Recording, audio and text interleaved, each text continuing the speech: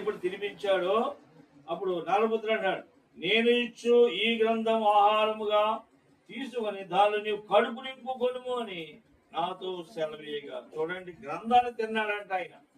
అంటే ఆయన మాటలు ఆయనలో అన్వయించుకున్నాడు అన్నమాట. ఆయన మాటలు దేవునికి మాటలు అంతే కదా. ఆది వాక్యము, వాక్యము దేవుని యొద్దను, వాక్యము దేవుడే ఉండెను, ఆ వాక్యము శరీరధారే కృపాసత్య సంపూర్ణంగా మన మధ్య నివసించను అని దేవుని లేఖనము సెలవిచ్చింది. ఆయన వాక్కు అయి ఉన్నాడు.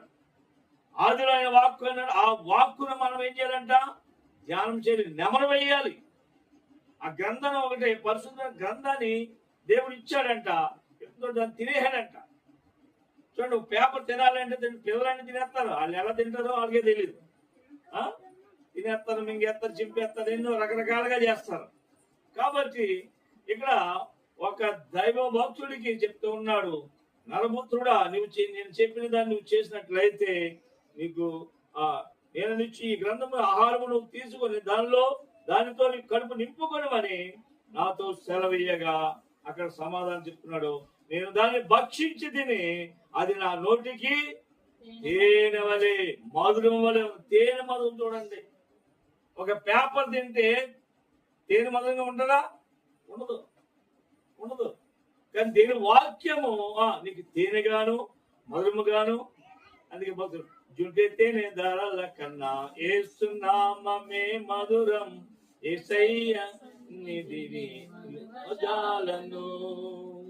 జుంటే తేనె ధరల కన్నా ఏసునామమే మధురం, యేసయ్య సన్నిధిని మరువజాలను.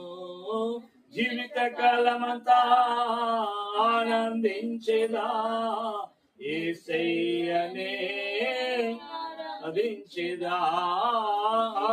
జీవిత కాలమంతా ఆనందించేదా యేసయ్యనే ఆరాధించేదా.